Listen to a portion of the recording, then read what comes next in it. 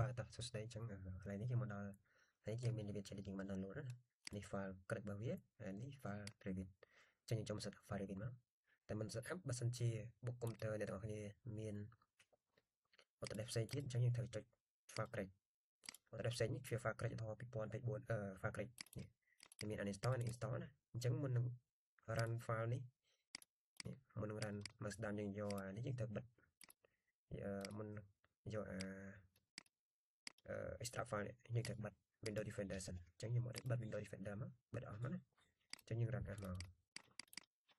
run អស់ទៅលើនេះមកស្ដាំលើវាតមកទៀតយើងចុច run អស់មកអញ្ចឹងរងចាំដល់វាដើរចប់បានយើងអាច install Revit បានអញ្ចឹងខ្ញុំអត់ run ទេដោយសារខ្ញុំ run ដងហើយអញ្ចឹងខ្ញុំចូលមកត្រា Revit តែម្ដងខ្ញុំធ្វើចឹងដើម្បីកុំឲ្យវីដេអូវែងពេកអូខេចុចលើវាហើយមកស្ដាំ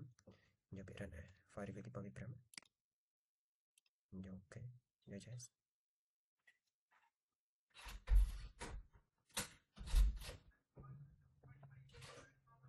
ចឹងមក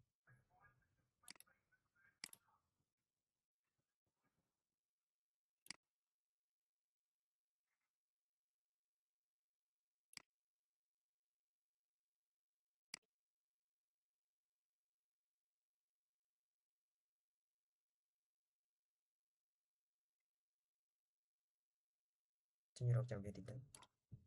ខេបន្ទាប់ពីវាលុតបានបែបនេះមកយើងចុច click ហើយយើងចុច next ទៅមកវាទៅដល់កន្លែងនេះយើងចុច install ហើយយើងរងចាំវាដើររហូតដល់បាន 100% ណាចឹងខ្ញុំស្គប់វាបាទឥឡូវបន្ទាប់ពីតឡើងហើយយើងដើរមកដល់កន្លែងនេះអញ្ចឹងដល់កន្លែងហ្នឹងគឺយើងចាំវាដល់វាចុចកន្លែងនេះ finish ទៅអញ្ចឹងបើមិនចាំដល់កន្លែងនេះ finish ទេយើងចុច start វាអាចនឹងចាប់ផ្ដើមបើក Revit តែម្ដងអញ្ចឹងខ្ញុំខ្ជិលឲ្យវីដេអូយូរខ្ញុំចុច start សិនមកពូរដល់ខ្ញុំទុកឲ្យវានេះទុកឲ្យវាដើរដាច់អស់សិនណាបាទខ្ញុំធ្វើការcrack វាតែឥឡូវខ្ញុំចុច start មួយសិនទៅពេល start ខ្ញុំជឿថាអ្នកវានឹងបើក Revit មកហើយអញ្ចឹងពេលបើក Revit មកយើងក៏ខ្វែងទៅវិញទៅយើងមិនទាន់ open វាដោយសារយើងអត់ crack វាទេអញ្ចឹងណាអញ្ចឹងនេះទៅពុកមកហើយយើងលោតមកនេះអញ្ចឹងយើងរងចាំបន្តិចមកដើម្បីខ្វែងវាចេញវិញ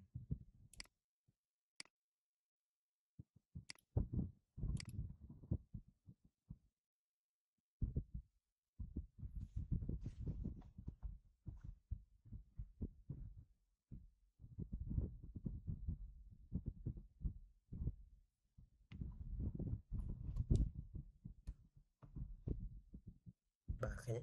nên ថាយើងអត់ទាន់បាននេះ license វាទេអញ្ចឹងយើងចុច OK ទៅវាដាច់ទៅវិញអញ្ចឹងនៅពេលដាច់ទៅវិញ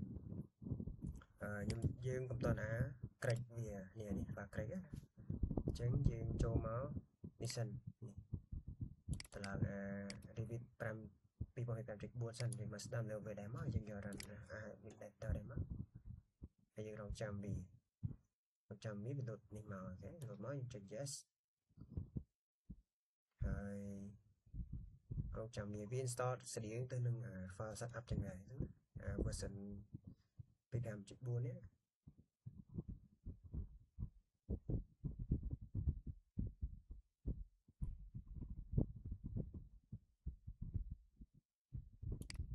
នេះ25.4 នេះគឺយើងបាន file 2 ចាំ2ដែលយើងបាន extract ចូលគ្នាជាងនេះ extract ចូលគ្នាយើងបញ្ចូលទៅមុនណាចឹងបើវាហើយដើររងចាំវាអូខេតើមកយើងចុច install មកនេះ25.4ទេចឹងចុច install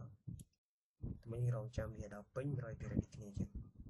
គាត់ថា file នេះអាចដើរលឿនជាង file Revit តិចដោយសារតែ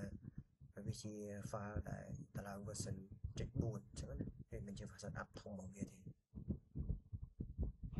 ញ្ចឹងដើម្បីកុំឲ្យទៅវិញខ្ញុំស្គប់វីដេអូហ្នឹងសិនហើយចាំទៅពេលពេញខ្ញុំប្រាប់បន្តទៀតខ្ញុំ record ដល់បន្តទៀតបាទបន្ទាប់ពីយើងតឡើង2024ហើយវាប្រកាសជាដើរ full អញ្ចឹងណា full crease មក successful ហើយយើងចុច finish មកអូខេបាទអញ្ចឹងបន្ទាប់ពីយើងចុច finish ហើយយើងចូលទៅ file crack របស់យើងអញ្ចឹងខ្ញុំផ្ញើនៅក្នុងTelegram វាអត់ទាន់មាន crack នេះមួយជួយខ្ញុំផ្ញើបន្ថែមទៀតអញ្ចឹងយើងចូលមក crack មក អញ្ចឹងមុននឹងយើងក្រេកបានយើងត្រូវមកបិទ virus ដូចគ្នាអញ្ចឹងណាឬទីច្រឡំបើកវិញហ្នឹងបិទរហូតទៅនេះគេយើងចូលមកនេះខ្ញុំបិទវាបិទទាំងអស់ហ្មងហ្នឹងហើយខ្ញុំចុចអានេះខ្ញុំចុច miss បន្ថែមទៀតតមកទៀតយើងដល់កន្លែងនេះខ្ញុំធ្វើកន្លែងមួយយើងត្រូវទៅ add file crack ហ្នឹងអញ្ចឹងណានេះកន្លែង add នេះកន្លែង exclusion អញ្ចឹងយើងចូលមកហ្នឹងមកហើយយើងចុចយក yes ហើយយើងចុចយក add ទៅមកយើងចុចយក file បន្តមកទៀតយើងចុចមកយើងចុចថយមកយើងចូលទៅរក file crack របស់យើងនេះគេនៅក្នុងថ្នាក់រៀនខ្លះ Revit 01យើងចុចមកចូលក្នុង Revit ហើយខ្ញុំចុចយក crack នេះតមកខ្ញុំចូលទៅ crack នេះទៀតខ្ញុំចុចមកហ្នឹងមកហើយខ្ញុំ add នេះចូលនេះ add ខាងលើនេះចូលចុចយកវាតមកខ្ញុំចុច open តមកវាលុតចូលក្នុងនេះគេនៅពេលណាដែលវាលុតចូលនឹងអញ្ចឹងអឺយើងអាចថយមកចូលក្នុងអានេះនេះ crack របស់យើងថយវិញយើង minimize អានេះចោលមកយើងចូលមក crack របស់យើងនេះចុចលើវាទៅមកយើងរ៉ាត់អាខាងលើនេះជាអាខាងលើនោះរ៉ាត់អាមួយមកតង់សិនណារ៉ាត់អាខាងលើនោះដើម្បីឲ្យវាដំណើរការAutodesk នេះមួយដើម្បីយើងប្រើបាន AutoCAD អីផ្សេងៗដែលយើងមានក្នុងហ្នឹងចឹងចុចមកស្ដាប់ចឹងយើងមករ៉ាត់អាចូលមកនេះយើងរ៉ាត់ asset វិញមកចុច yes ទៅមក load បែបនេះអូខេចឹងនៅពេលដែលវាបែបហ្នឹងយើងកុំធ្វើអីវាយើងទៅវាដើរចប់ចឹងដោយសារវាកំពុងដើរខ្ញុំចង់បញ្ចូលកន្លែងហ្នឹងចឹងពេលវាដើរចប់យើងអត់ទាន់អាចប្រើ Revit បានទេយើងត្រូវក្លិក Revit ពីត្រឹមទៀតគឺជា file របស់វាចឹងណាវា pressing and replace ខ្ញុំ load ឲ្យយើងហ្នឹងលើនេះ edit chain host maybe address license file ហ្នឹងគឺកំដៅយើងអញ្ចឹងពេលដល់ចប់វានឹងនេះហើយវានឹងចាប់ដើមប្រើបានសកម្មវិធីណាដែលធ្វើឆ្នាំ2004ចឹងចាប់ពីឆ្នាំ2005ឡើងទៅវាមាន file មួយទៀតដើម្បីយើងคลิกផ្ដាច់វាចឹងបើយើងអត់คลิกមួយទៀតនោះទេយើងអាចផ្ដាច់វាបានទេចឹងយើងត្រូវតាមទៅហ្នឹងហើយចំណាំព្រោះប្រយ័ត្នคลิกព្រោះយើងទៅយើងប្រើរបស់ crack អញ្ចឹងសារបញ្ហាចឹងយើងអាច uninstall យើង install ឡើងវិញបានអូខេនៅវាដើរចប់ណាអញ្ចឹងបន្ទាប់ពីវាដើរចប់នៅក្នុង Revit ដែលយើង download ទៅយើងមិនមាននេះខាងនេះមួយនេះគឺថាមួយនេះអញ្ចឹងនៅក្នុងពាក្យមួយហ្នឹងយើង extract វាមកខ្ញុំ extract បន្ថែមទៀតចុះចាំ extract ម្ដងហើយ extract បន្ថែមទៀត file រូបនៅខាងលើនេះហើយនេះខ្ញុំយក J2R នេះអញ្ចឹងអា file ហ្នឹងហើយជា file ដែល crack 2005យើង read នេះមកឃើញវាប្រាប់យើងហើយទៅតាមហ្នឹងហើយអញ្ចឹងទី1យើងត្រូវឡើងនេះlicense ខាងលើនេះ license ខាងលើនេះនេះអូខេឡើងដាក់អាហ្នឹងមកតមកទៀតវា create នេះ create completely អញ្ចឹងដើម្បីខ្ញុំជៀសវាងមេរោគវិចារខ្ញុំចូលទៅ add វាដែរអញ្ចឹងខ្ញុំចុចនេះខ្ញុំ copy វាខ្ញុំ copy វាទៅដាក់នៅក្នុង Try C ហ្នឹង Try C អញ្ចឹងយើងចូលមក Try C មកយើងចូលមក Autodesk របស់យើងខ្ញុំចូលមក create នេះខ្ញុំដាក់ក្នុង create មួយក៏បានដែរខ្ញុំចុចផាមកទៅវា load ដែរ2020 2005អញ្ចឹងខ្ញុំចូលមកកន្លែង virus ដដែលនេះ virus ដែលយើងបានបិទមិញណានេះ virus នេះចឹងក្រោយវាមកខ្ញុំចុច summary ចុចមកខ្ញុំចូល virus entry protect ខ្ញុំចូលមក manage ហើយខ្ញុំទៅខាងក្រោមគេដើម្បី add file ដែលខ្ញុំត្រូវ run ចឹងខ្ញុំចូលមក add មកចុច OK តើមកចុចថយក្រោយអានេះតិចមកវាចុះមកឡើងដដែលនេះ2020 2005ណាតើមកចុចលើនេះហើយយើងចុច open មកវាចូលក្នុងហ្នឹងហើយអញ្ចឹងយើងក្រោយវាចោលសិនហើយយើងចូលក្នុងមកហើយយើងមកស្ដាំលើវាដើម្បីយើង run asset នេះយើងចូលមកយើងយក yes ឡើងនេះមកវានឹង load ដែរវា load តើមកវាចេញមក complete អញ្ចឹងណាចឹងយើងចាំមើលសិនណាដើរអូខេវាអត់តន់ចប់ទេអ្នកនេះឡើងហ្នឹងនឹងយើងពងដើរតិចទៀតសិនពង click ឲ្យយើង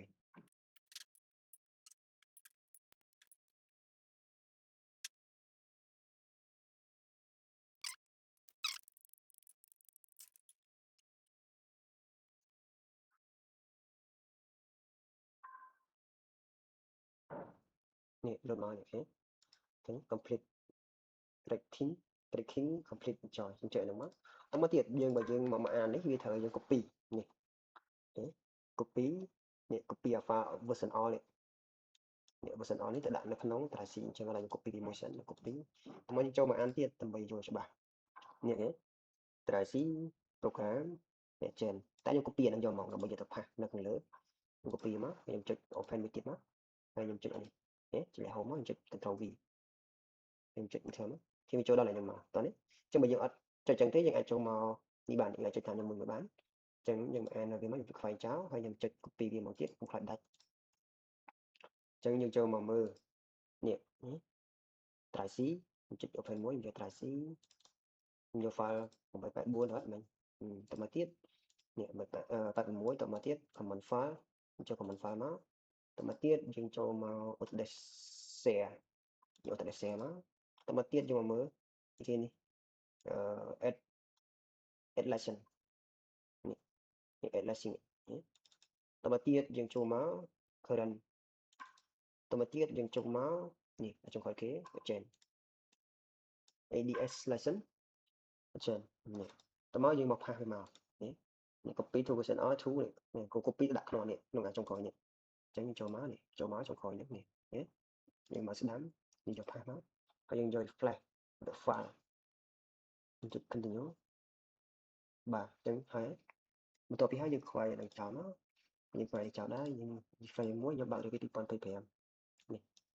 យើងបើកវា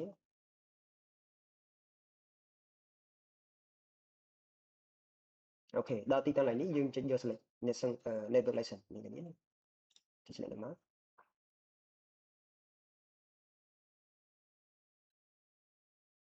អូខេអញ្ចឹងដោយសារតែខ្ញុំធ្លាប់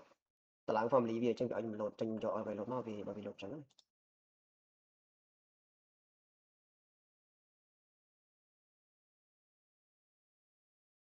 ្ចឹងនេះតម្លើង family ខ្ញុំធ្លាប់តម្លើងជិត close version ព្រោះអីកម្មវិធីចំនួនច្រើនខ្ញុំមកតម្លើងពីមុនមកនេះវា load មកហើយអញ្ចឹងដល់ឡើយនេះបានថាយើងបាន break success ហើយអញ្ចឹងយើងចុចមកនេះវាមាន sample មួយជាងនេះយើងចុចហ្នឹងមក sample structure sample របស់ architect sample របស់ family frame truss អីនេះគឺ sample របស់វាដែលយើងដាក់ឲ្យយើងមើលនេះ plumbing នេះ electric អានេះ HVAC ចឹងចុចមកតេស្តមើល structure របស់យើងហើយ version របស់វាគឺ 25.4 គឺយើងលើនេះអូខេនេះលើនេះគឺវាដើរពេញវាឲ្យយើងមើល simple របស់វា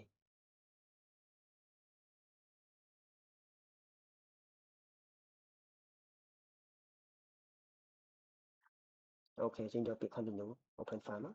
អូខេនេះជា simple របស់ Autodesk ចឹងចុចរូបផ្ទះនេះមកជិះទៅនឹងចូលមកដល់ប្លង់ CD ទាំងមូលឃើញឃើញគឺយើង slow ស្អាតតែវា file នេះជា file ជា file BIM របស់គេដែលបញ្ជាន់បញ្ចូលគ្នារវាងនេះប្រព័ន្ធទឹកភ្លើងទៅអីច្រើនទៀតអញ្ចឹងហើយវាច្រើនអញ្ចឹងការតម្លើងនិងការចូលឆែកមកមានតែប៉ុណ្្នឹងទេសូមឲ្យអ្នកនរគ្នាធ្វើបានអ្នកនរគ្នាអរគុណច្រើនជួបគ្នាវីដេអូបន្ត